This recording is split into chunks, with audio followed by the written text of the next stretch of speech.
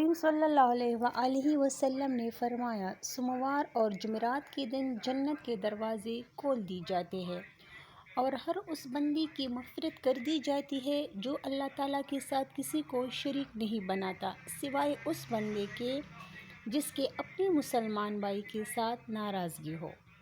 چنانچہ کہا جاتا ہے کہ ان دونوں کو مہلت دو تاکہ صلح کر لے، ان دونوں کو مہلت دو تاکہ صلح کر لے، ان دونوں کو مہلت دو تاکہ یہ صلح کر لے، اور اگر صلح کر لے تو ان کو بخش کر دی جائے۔ رسول اللہ صلی اللہ علیہ وآلہ وسلم نے فرمایا، ابلیس کا تخت پانی پر ہے، وہاں سے وہ اپنے لشکر روانہ کرتا ہے۔ اس کے نزدیک سب سے زیادہ پسندیدہ شیطان وہ ہوتا ہے جو سب سے زیادہ لوگوں میں فتنہ ڈالتا ہے۔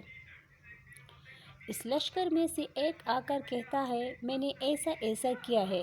وہ سردار کہتا ہے، تم نے کچھ بھی نہیں کیا۔ پھر ان میں سے ایک آ کر کہتا ہے، میں نے ایک میاں بیوی کے درمیان جھگڑا کرا دیا ہے۔ وہ اس کو اپنے قریب کر کے کہتا ہے، ہاں تم نے بہت اچھا کام کیا ہے، اور اس کو گلے لگا لیتا ہے۔ میاں بیوی میں اختلاف پیدا کرنا شیطان کے نزدیک سب سے بہتر کام اس لیے ہے کہ ان کے اختلافات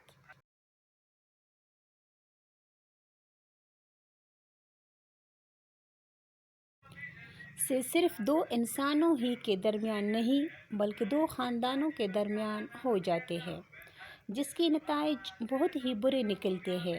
لہٰذا میاں بیوی کو ایسے موقع پر اعوذ باللہ من الشیطان الرجیم پڑھنا چاہیے۔ حضرت موسیٰ علیہ السلام کلیم اللہ تھے، روزانہ اپنے رب سے ہم کلام ہوتے تھے۔ ایک دن حکم ہوا کہ موسیٰ جاؤ اور اپنے سے کمتر کو تلاش کر کے لے آؤ۔ موسیٰ علیہ السلام نے حکم خدا سے ساری کائنات چھان ماری مگر اپنے سے کم کسی کو نہ پایا۔ شام کو خالی ہاتھ لوٹے۔